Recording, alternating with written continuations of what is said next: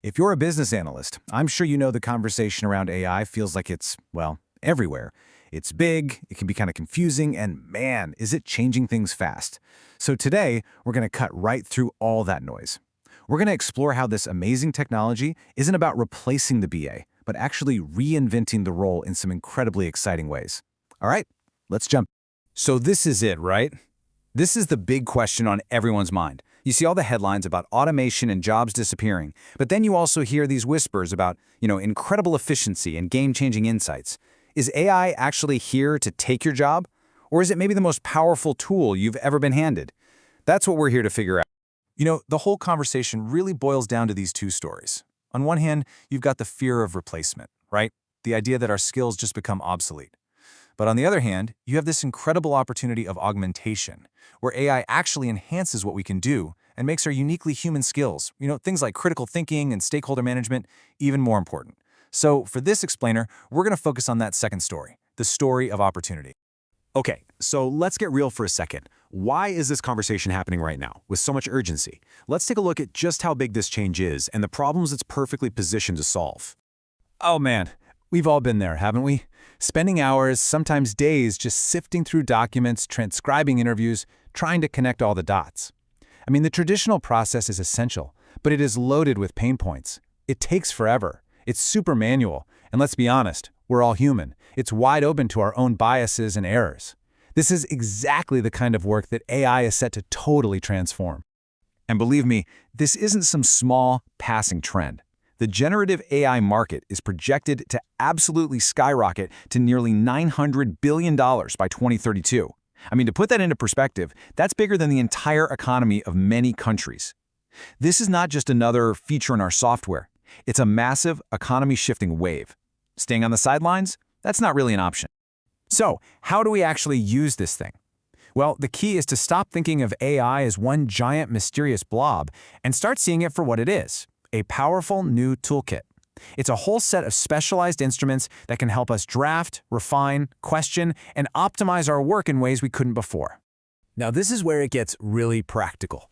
Drawing from a framework from Bridging the Gap, we can see 5 concrete results we can get from AI. It can give you a running start by drafting your deliverables. It can act like an editor to help you refine them. It can even be a collaborator, helping you figure out what questions to ask or how to optimize a process. It's all about making your workflow faster and smarter, not replacing you. Let's drill down on one specific, really powerful tool, sentiment analysis. This is basically where AI uses natural language processing to read between the lines. It can scan thousands of emails, support tickets, or survey responses to get a feel for the emotional temperature, and it can find patterns that a human could so easily miss. And this example just perfectly illustrates that power. A team thought they really understood their customer needs from doing interviews. But after they ran thousands of support tickets through a sentiment analysis tool, bam, they uncovered a whole new set of frustrations they had no idea about. That's not just more data. That's deep, actionable insight that helps you build a much better product. I mean, just imagine this. What if you could automate the first draft of your requirements docs? Or get an instant, accurate summary of a 2-hour meeting? What if you could use AI as a brainstorming partner to come up with creative solutions? These aren't some sci-fi ideas. BAs are using AI for these exact tasks right now to free up their time for more important strategic work. So all of these tools, they're leading us to the most critical part of this whole thing, the new partnership between you and the AI. It's not about handing over the keys, it's about learning how to drive a much, much faster car. This quote just nails it.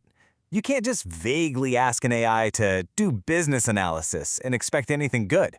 It is a classic garbage in, garbage out scenario. The quality of what you get out is 100% tied to the quality of what you put in. And that brings us to this new skill, prompt engineering. But here's the really good news. As a business analyst, you're already 90% of the way there. It's just like writing good requirements. So a weak prompt would be write user stories. A strong prompt, that's more like act as a senior BA, write 3 user stories for a mobile banking app's check deposit feature following this specific format, and include acceptance criteria for image quality and deposit limits. You see the difference? It's all about clarity, context, and constraints. But of course, with all this power, you need serious oversight. This is where the human in the partnership is absolutely critical. You are the quality control. For instance, if an AI is trained on biased historical data, it's going to produce biased results, not because it's evil, but because that's all it knows. We also have to be super careful about data privacy, making sure we're compliant with rules like GDPR. And we have to question those black box algorithms where the decision-making is hidden. If we can't explain how an AI got to a conclusion, we can't really trust it. Okay, so we've got the tools and we understand the partnership. But how do we actually put this all into a real strategy? Let's walk through a simple, practical framework for getting an AI project off the ground. Look, a successful AI strategy, just like any good product strategy, really comes down to these three things. First, are we solving a real, meaningful problem? Second, is AI actually the right tool for that problem? And third, how is this going to give us an edge? If you can't answer those, you're just using cool tech for the sake of cool tech. It always starts here with good old-fashioned business analysis. So let's say we want an AI tool to predict which customers are going to leave.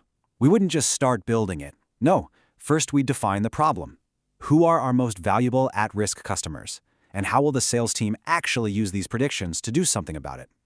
That initial framing, that's everything. All right, next up, data. An AI model is totally useless without it. So for our churn predictor, this means figuring out our data sources. We'd probably need purchase history, support ticket logs, website clicks, maybe even social media sentiment. This stuff is the fuel for the AI engine, and planning out your data pipeline is a non-negotiable step. And finally, AI products are never one and done. They learn, they evolve. So we'd build our churn model, then test its predictions against a control group and get feedback from the sales team. Are the predictions accurate? Are they coming in time to be useful? We have to constantly monitor, refine, and iterate to make sure the tool is delivering real-world business value. So let's bring it all together. What does all this mean for your career? How do you step into this new role as the augmented analyst of the future? Just look at this comparison. The role is clearly shifting away from that manual, tactical work and towards strategic oversight and validation. We're moving from being the primary person doing the documentation to being the primary strategist who interprets AI insights. We're moving from just managing requirements to managing the entire human-AI partnership. It's a true elevation of the role. So to really thrive in this new world, we need to focus on these essential skills. Now, you don't need to become a data scientist, but you absolutely need AI literacy. You've got to sharpen your critical thinking to question the AI's output, not just blindly accept it. You have to be the guardian of ethics and quality. And maybe most importantly, you have to embrace a mindset of continuous learning. That part is totally non-negotiable. And so, we end where we began, but hopefully with a totally new perspective. The change is already here. AI isn't some distant threat. It's a tool that's on the table today. The real question is a personal one. How will you adapt? How are you going to leverage these incredible tools to augment your skills and deliver more value than ever before? The future isn't about being replaced. It's about being reinvented.